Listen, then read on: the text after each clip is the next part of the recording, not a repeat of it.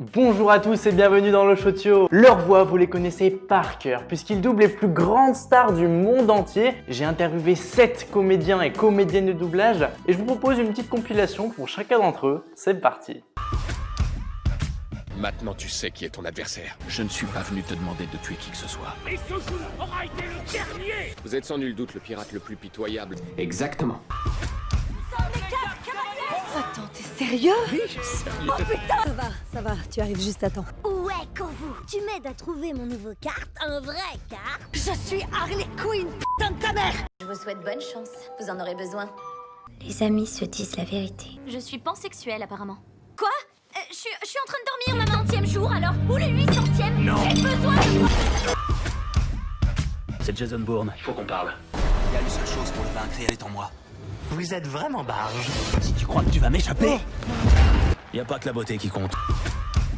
Archie, Ambrose, je te présente Betty Cooper. La vérité finit toujours par se savoir, non? Tout le monde est super gentil jusqu'à ce qu'on vous pousse au suicide. Emma peut-être, mais là c'est la vraie vie. On faisait du sauvetage en mode interpellation. Bonus, je tourne le fil de cuivre pour éviter toutes les fréquences commerciales. J'ai lu vos travaux. Je les ai trouvés fascinants. J'adore Diamant sur canapé, mais cette ville est plutôt genre de sang-froid. Mais tu penses toujours ça des petites amies de ton père? Vous savez ce que j'adore quand je suis Spider-Man? Absolument tout. Après, tu peux aller te promener. C'est vrai que tout le monde a le droit de manger de l'avocat. Ouais, et dire qu'elles sont nulles en petits mots, c'est un euphémisme. Viens par là, petit frère. Allez, c'est à toi, Olaf. Oh, t'es vraiment nul de zizi sexuel, toi! Ça a été quoi ta réaction la première fois que tu l'as vue, cette fille? Ah bah j'ai dit, elle est magnifique, évidemment. En plus, moi, j'ai commencé à la doubler dans Le Loup de Wall Street. T'as les oreilles bouchées ou quoi? Moi, j'ai pas trop le recul sur ma voix, mais apparemment, on a des voix très très proches. Le premier film, c'était Will Hunting, que j'ai doublé avec Matt Damon. Peut-être que vous devenez psychothérapeute. Tu es tombé juste. Peut-être que vous êtes trompé de femme. Peut-être que tu devrais fermer ta gueule. Donc là, j'ai découvert l'acteur, mais on ne pouvait pas savoir à ce moment-là que Matt Damon deviendrait une star et que moi, je le suivrais aussi longtemps. J'ai vu Eleven et je me suis retournée, je me suis dit, mais t'es sûre que c'est une petite fille? Elle a des traits qui peuvent aller aux deux, donc... J'ai découvert qu'il était roux. Ensuite, je me suis dit, j'espère que je vais pas devoir chanter toutes ces chansons. La première scène que j'ai vue d'elle, c'est quand elle arrive tout en noir, en mode petit chaperon rouge un peu gothique. Et donc j'avais fait ce premier film qui était le film avec Harrison Ford, Devil's Own. J'étais très content de pouvoir le voir de l'intérieur un petit peu, et puis en même temps un gros stress parce que c'était aussi un de mes premiers doublages. Elle est hyper impressionnante parce qu'elle est très jolie, mais elle a quelque chose en plus. Elle est extrêmement intelligente et ça se voit, parce que ça se voit quand elle joue, ça transpire, avec l'œil qui frise, tu vois, avec un peu de malice, de coquinerie. Ce qui me plaît dans ce personnage, c'est le côté un peu piquant. Et elle est assez drôle, même si elle se prend beaucoup au sérieux. Ça me fait rarement ça, mais je me suis dit, tiens, c'est marrant, il est peut-être un peu jeune pour moi. Mais bon, je sais pas pourquoi je me suis dit ça, parce que pas du tout, on a le même âge. Bah après, la comédienne est très bonne, donc ça m'oblige à avoir une certaine exigence de jeu aussi. Et je me rendais pas compte de l'ampleur que ça allait prendre. Il s'est vachement étoffé et que ça devenait de plus en plus intéressant de le doubler, même dans les autres films qu'il a fait. Mais justement, est-ce que tu reconnais quand même des traits de caractère communs entre Matt Damon et toi? Je reconnais qu'il a un côté un peu terrien. Je suis un peu terrien comme ça, je suis un peu... Ça m'est pas étranger du tout. Une sensibilité en tout cas que je reconnais et que je peux comprendre dans la façon dont il attaque ses rôles ou dans la façon dont il les interprète sur certaines scènes, tout ça. Ça a toujours fait partie des personnages que j'ai préférés quand j'étais petit. Ah, j'avoue que je préférais Superman. À le nourrir, le personnage, oui, mais m'identifier, non. Sur toutes les histoires d'amour, tu te reconnais. Sur les scissions avec les parents, parce que c'est que des personnages qui passent un peu à l'âge adulte. Là aussi, tu te reconnais. C'est des trucs que j'ai vécu il y a pas si longtemps. Non, j'avoue, moi, j'étais pas une star du lycée, j'étais pas la nana populaire, plutôt quelqu'un de réservé. Ouais, une revanche, voilà, exactement, par fiction interposée. T'as doublé 47 films avec Matt Damon. 47. Il y en a sûrement un qui t'a le plus challengé. Je dois dire, j'ai pris énormément de plaisir à doubler Seul sur Mars. De cultiver assez de nourriture pour 3 ans. Sur une planète où rien ne pousse. Parce que c'était un exercice qui était un peu différent. Il était seul tout le temps. Bah oui, parce que c'est Seul sur Mars. Tout le monde a sa propre vérité. J'étais la meilleure patineuse artistique. Il faut savoir qu'elle a quand même fait 90% de ses figures de patinage artistique. Elle a pris 1 an de coaching de patin à glace pour pouvoir faire ça. C'est là où je me suis le plus éclatée, je pense. Je serai avec Clay sur 13 Reasons Why parce qu'il y a beaucoup de scènes de craquage où je vais chercher des trucs que j'ai pas l'habitude d'aller chercher. C'est un défouloir en fait. Peut-être Benjamin Button. C'est incroyable puisque c'est une vie à l'envers en fait. Il naît vieux et il meurt bébé. Pendant tout ce film, il y a cette voix off de lui qui raconte cette vie qu'il vit. Et un après-midi, J'ai rencontré la personne qui a changé ma vie à jamais. Challenging dans le sens de l'implication, c'est-à-dire c'était un très long travail, très lourd, où il porte tout sur les épaules, dans une sensibilité permanente. Jesse Eisenberg, là récemment je l'ai fait dans Résistance et je suis rentré comme dans des chaussons dedans, mais parce que j'ai l'habitude du personnage. Par contre sur Batman vs Superman, là oui ça a été un défi assez compliqué. Besoin de l'algorithme que tu utilises pour classer les joueurs d'échecs. On classe des filles. C'était je pense le rôle où il a le plus galéré, mais je le sentais pas à l'aise non plus, donc ça a été un challenge pour tout le monde. C'était intéressant de faire un méchant, c'est toujours sympa. Hein. Je sais que tu as fait les Fast and Furious. Est-ce qu'on a la pression un petit peu? Moi, je suis quelqu'un qui met souvent la pression toute seule aussi. C'est parce que c'est l'envie de vouloir bien faire. Surtout quand le comédien est incroyable à l'image. Par exemple, Timothée Chalamet sur le Woody Allen. Même encore maintenant, à chaque fois que ça touche à Spider-Man. Oui, forcément, tu te dis, faut pas rater le rendez-vous. On a tellement peur de le dénaturer, de le rabaisser. C'est une leçon de comédie qu'il nous donne, tu sais. J'y mets tout mon cœur et toute ma concentration pour essayer de lui rendre hommage. Un challenge à relever, quoi. Qui va aider à ce que ce film devienne un objet que les Français vont pouvoir voir et aborder. Mon défi, c'est que le mec qui regarde ça en VF, il se dise putain, il s'est sorti les doigts, quoi, tu vois. Tu prêtes ta voix aussi à de nombreux personnages de dessins animés. Persuadé qu'il y en a un qui t'a marqué plus que les autres. Moi, je dirais Martin Mystère, quand même. Diana, c'est un personnage complètement taré, complètement déjanté, mais qui en même temps est hyper intelligente. Je peux pas arriver chez elle habillée comme ça. J'aurais l'air de quoi, moi? On dirait que je vais à un bal. Tu es parfaite. Pour moi, ça reste un de mes meilleurs souvenirs, parce que ça reste une époque d'adolescence, d'insouciance, une époque de vie aussi qui m'a beaucoup plu. Je me suis le plus amusé, ça reste Titeuf. Maintenant, j'ai des attaches très fortes avec Harold de Dragon. J'ai vraiment passé 10 ans avec Harold, donc... J'ai en aucun cas cette voix-là. C'est vrai quoi? Non mais c'est qui ce gars-là? J'étais presque plus à l'aise dans Fight Club, tu vois. C'est bizarre, hein. Avec une arme qui serait dans le style de ces nouveaux fusils à pompe Armalite AR-10. Plein de scènes où j'ai pris beaucoup de plaisir à les jouer, parce que c'est des scènes qui partent dans tous les sens, où il y a beaucoup de choses à jouer. Un petit dernier. Il va t'en falloir combien des Galiléo? Ce doublage, il était génial parce que Bohemian, on était dans un auditorium énorme chez Dubbing Brothers. Ça faisait tellement de bruit, la scène de Wembley, quand tout le public tape dans ses mains et dans ses pieds, donc le fameux toum. Que tous les autres studios sont sortis dans le couloir pour dire attendez, on peut plus enregistrer, ça fait trop de bruit. Les cascades qu'il fait dans ses combats, le travail physique que ça demande à son âge. Dans les Matrix, ça allait encore, mais là, dans les John Wick, je suis assez admiratif, quoi. C'est éclate, il s'amuse. C'est un môme. Nous, les comédiens, en général, on reste ça, quoi, un peu des mômes. Moi, j'ai adoré Outer Banks. Je trouvais que c'était une super série pour les plus jeunes qui était bien écrite. J'ai adoré le personnage. Je cherche un trésor.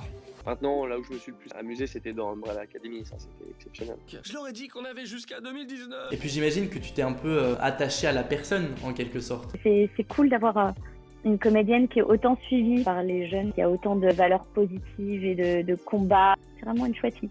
On s'attache aux comédiens qu'on double, surtout si on les aime bien. Oui, on les voit évoluer, bien sûr, on finit par les connaître par cœur. Ces petites mimiques, ces petites béquilles, comme on dit. On est content de le retrouver sur les films, on est content de voir qu'il progresse, que les projets qu'il fait sont de plus en plus gros. J'ai un peu l'impression de retrouver une copine, quoi. Comment t'arrives à créer ces voix qui sont assez uniques? En fait, c'est hyper bizarre je sais pas comment fabriquer. C'est notre imaginaire. Comme j'ai une voix éraillée, c'est hyper facile de me reconnaître.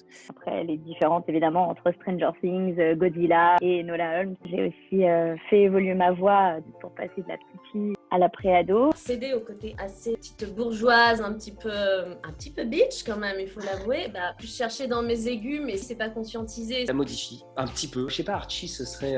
Je m'appelle Archie Andrews. Et Véronica, je t'aime. On ne la fait pas à Veronica Lodge.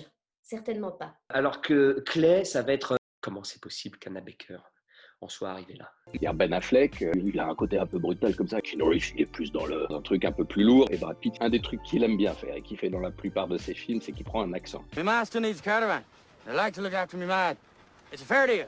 Take it. Et en anglais, il y a 10 000 accents. Nous, c'est comme si tout d'un coup, ils prenaient l'accent bourguignon, le lendemain l'accent provençal et tout. On ne peut pas le faire, quoi. C'est impossible. Le décérébré, il fait ah mais non, on va pas partir pour là, c'est trop dangereux.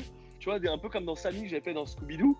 Il y a un fantôme derrière moi, non? Le beau gosse, il a la voix grave. Non, on va pas partir par ce chemin-là, c'est le plus dangereux. Et il est relou. Ça m'avait manqué. Mais est-ce que toi finalement, les héros et les beaux gosses, entre guillemets, c'est les personnages que tu vas préférer jouer? C'est souvent ce que je fais, oui. On m'appelle souvent pour faire ça. C'est toujours très agréable de doubler des héros, hein. Ou le beau gosse, du coup on se prend un peu pour lui, c'est pas mal. Bon, Je préfère jouer les personnages positifs. J'aime pas trop jouer les méchants, les tordus, les pervers, tout ça, ça m'intéresse pas. Je trouve que j'ai eu aussi beaucoup des rôles de mongol. Reese, il est à côté de la plaque. Et j'ai pas peur du ridicule quand faut s'amuser. Et toi, comment tu fais pour rentrer dans la peau du personnage et te l'imprégner vraiment? Ils seront tous d'accord, on est tous sur nos portables, plus ou moins. Une des choses principales d'un acteur, c'est d'écouter. Donc si tu écoutes ce que le comédien fait, tu arrives tout de suite à choper son émotion, dans quel état il est.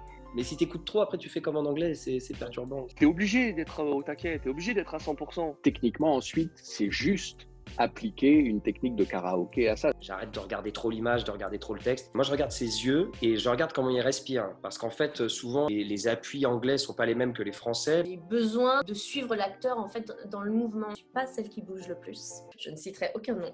Il faut être une éponge, il faut absorber ce que fait la personne. On travaille un sentiment dont on essaye de le restituer. Et on sent tout de suite si ce qu'on va proposer va correspondre ou si on va avoir du mal, si on le sent ou si on le sent pas. Il n'y a qu'un secret, c'est l'impro. Parfois, j'arrive, il est 9h du mat, tu vois une scène, ok, tu la vois une fois, tu la vois éventuellement une deuxième fois, et ça y est, c'est comme si je te dis, allez hop, la tristesse. La joie. Tu épouses ce que lui est en train de faire, tu vas pas commencer à improviser autre chose. Il a raison, Jean-Pierre. Faut coller au plus à ce que fait la VO, qu'on dise pas encore une VF qui fait n'importe quoi. Effectivement, tu peux mettre de l'impro sur des dessins animés. Dragon, j'ai peu écouté ce que faisait Jay Baruchel. Est-ce qu'on fait vraiment un doublage ou est-ce que finalement, ce serait pas plus intéressant de proposer sa patte?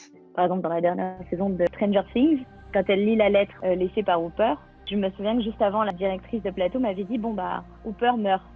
Et genre là, vraiment, moi, j'étais tellement attachée à Hooper et à la série que vraiment, je me suis mise à pleurer. J'ai fait, mais non, mais c'est pas possible. Les scènes de fin de Dragon 3 où il dit au revoir à son personnage, au revoir à Croque-Mou, au revoir au public. J'étais vraiment ému, je pense que ça s'entend. Je pense que je fais partie des hypersensibles, donc quand mon personnage pleure à la barre, oui, je pleure. Sur 13 Reasons Why, justement, toutes les scènes de craquage, c'est ça qui se passait. Et ce qu'on cherche un peu en tant que spectateur, c'est de voir des choses qui dépassent. Et en doublage, quand ça se passe, je trouve ça super beau. Si je fais, mais pourquoi? Mais non, et tout comme ça, et c'est des faux pleurs, je trouve que ça s'entend. On va appeler ça de la filouterie et ça va marcher très bien et personne ne l'entendra. Moi, je préfère essayer d'être le plus vrai possible parce qu'à ce moment-là, je m'aperçois que des choses vont apparaître que je n'aurais pas intellectualisées. Et ça, moi, je trouve ça assez intéressant. Mais tu te souviens d'une scène qui a été particulièrement dure à doubler ou pas? Notamment un film qui s'appelle Beautiful, où je fais sa femme qui est alcoolique, qui prend des médocs, dépressif, qui tape ses enfants, etc. C'est un film hyper complexe, avec un rôle d'une difficulté incroyable. Si tu as vécu un gros trauma et que tu te retrouves à doubler et à revivre cette situation, là c'est chaud. C'est là où je considère qu'il n'y a pas beaucoup de jeu. C'est les scènes d'émotion. Je les fais toujours en fin de journée.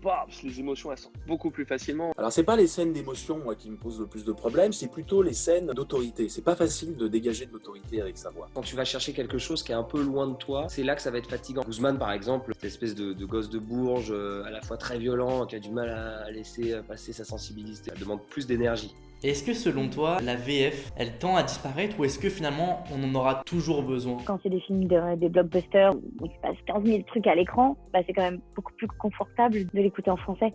Moi, personnellement, j'ai pas envie de passer tout le film à ne pas regarder le visage de l'acteur et de lire que les sous-titres, quoi. De toute façon, il restera toujours les dessins animés. Ok, le doublage, c'est un barbarisme parce que tu gardes pas la voix originale. Mais en même temps, si ça permet à plus de monde d'accéder aux œuvres, 90% du public va voir le cinéma en VF. Parce que c'est vrai qu'aujourd'hui, le doublage, j'ai l'impression que c'est de plus en plus reconnu et que les gens ils s'y intéressent de plus en plus. Est-ce que c'est une certaine forme de reconnaissance, selon toi? C'est agréable, on va pas dire le contraire. Après, pourquoi est-ce qu'il y a ce phénomène-là? Je pense que c'est vraiment l'avènement d'Internet et des réseaux sociaux qui a créé ça. Et les gens ont envie de s'intéresser à ça. Qu'est-ce qui est derrière l'image? Qui est la personne qui est là? Pourquoi? Ça a mis la lumière sur un secteur qui ne l'était pas vraiment. C'est un métier de l'ombre, souvent, on n'est pas visible. Puis il y a aussi le phénomène de stars qui se sont mis à faire du doublage aussi. Il y a des fois, ils devraient un peu plus réfléchir sur comment castent les stars à ces moments-là. Est-ce que pour toi, justement, ça serait un rêve de pouvoir faire une voix dans un Disney un jour? Oui. Mais t'es hyper bien renseigné. Ça serait trop cool un jour de faire une princesse Disney. Moi, en fait, dans 10 ans, ce que je kifferais, c'est écrire un film, le réaliser et que mes potes du doublage jouent dans le film. Peut-être rencontrer Matt Damon. Ah, j'espère. Mais Brad Pitt, ouais, bien sûr, j'adorerais le rencontrer. Il y a très longtemps, j'ai eu une opportunité, puis j'y suis pas allé parce que je suis pas très bon en anglais. Un seul rêve, c'est de pouvoir bosser à Paris et vivre à la mer. Voilà, ça ouais. J'aimerais bien ouvrir un restaurant. Ah oui, complètement. Mais qu'elle fasse ça à côté d'un studio alors. Je serais le premier client. Tu vois, où on pourrait même faire salon de thé à 16h, un truc qui serait ouvert non-stop, qui serait cosy. Je rêve d'y aller en tout cas. Où les gens viendraient discuter, échanger d'art, de projets, de culture, de livres. Ah, mais j'y vais tout de suite. Je vais chez Dorothée direct. Oui, c'est pas possible de répondre avec la vidéo. Hein. Et n'oubliez pas, les commentaires, c'est bien aussi pour le référencement.